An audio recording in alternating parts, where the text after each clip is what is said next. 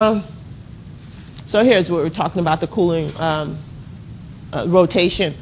Okay, and the cooling off. So there's a 1-year cooling off period.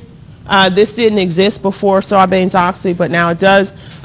It has to occur before a member of the audit engagement team can accept a key management position at a client. And a key management position, again, is one where you'll have decisions and control over financial accounting policies, financial reporting policies. That's a key decision. If you go and work at the client as, you know, an analyst, a financial statement analyst, doing financial statement analysis, you know, you're a staff person, you have no control, right? So they're not talking about that. They're talking about key positions. So usually you're seeing, you know, people like managers and partners moving into these positions, and there's a 1-year cooling off period. Yes, Ella?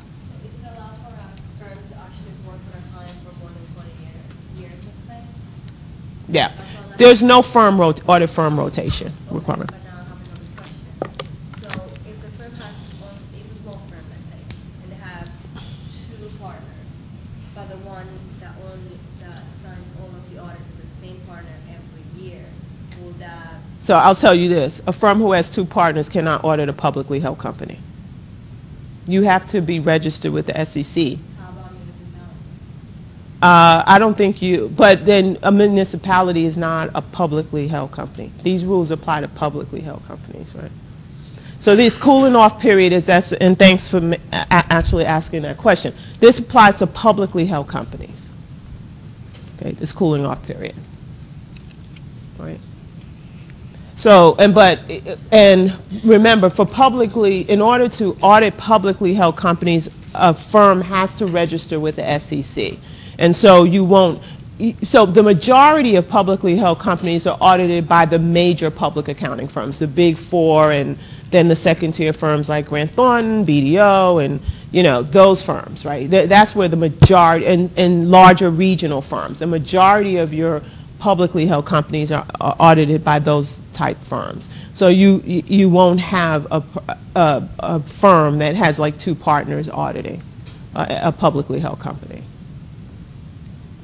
So cooling off period, and also the other thing is clients have to, you know, and firms have their rules, and they'll establish these rules and talking to and the other thing I want to point out, management doesn't hire the auditor. The audit committee hires the auditor. That's a change after Sarbanes-Oxley. And again, a reaction to try to get at this concept of independence in fact, right?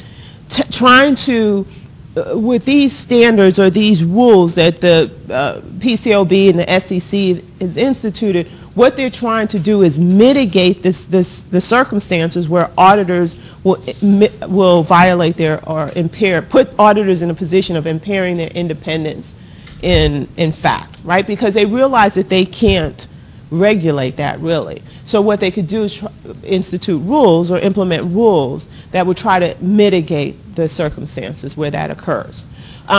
So the audit committee hires the auditors, and that, again, so it removes that relationship, right, between management. So management can't hold that as a stick over the auditor. The other thing is that I want to point out is if you are a staff person or an auditor on an audit engagement and the client should not approach you about a job without having talked to the partner or the manager on the engagement. But if they do, it is your responsibility to now go to your partner or your manager and say, look, you know, the client approached me about a job. And it happens more times than not, because think about it. You're at the client, you know the client, you're working there, they get to interview you basically, right? They see you, they interact with you. If they like you and they're like, oh, this is a, you know, bright, intelligent person and we would love to have this person in our organization. So clients, I mean, you know, their auditors are a big source of potential employees for them. So it happens more times than not, but it's your responsibility that audit is going on. They should not approach you. Right? They should contact the partner, and it should not be done until after the audit report is issued. Right? And firms will be very clear about that with their clients. They'll be they'll specify that with their clients, that you should not approach any of our employees. When I was before I went back to school to get my doctorate, the company that I worked for, I was actually leaving the company, and so I decided I was going to go back into public accounting, but in a different role. So I interviewed with the firm. I didn't think anything of it because I was in no way involved in financial reporting at all. And clearly I wasn't the CFO or the controller, so I had no control over financial reporting or accounting policies. I was in a totally different area, and I wasn't even doing accounting. But I interviewed with this company, and I interviewed with this firm for in their consulting division. And I took the interview, and they interviewed me, and it was going to move to the next step. And they said, well, we need to contact your firm. We need to contact the company. We need to contact the CFO, the controller, and let them know that we're interviewing you. And I had no problem with that because, again, I wasn't in a role, so I wasn't concerned about the controller knowing that I was looking to leave the company. But even that, so firms are very, very conscientious about that. And so it's just an FYI. You need to make sure that if a client does approach you about a job, that you make them aware of the fact, you make the partner aware of the fact that you've been approached by a client.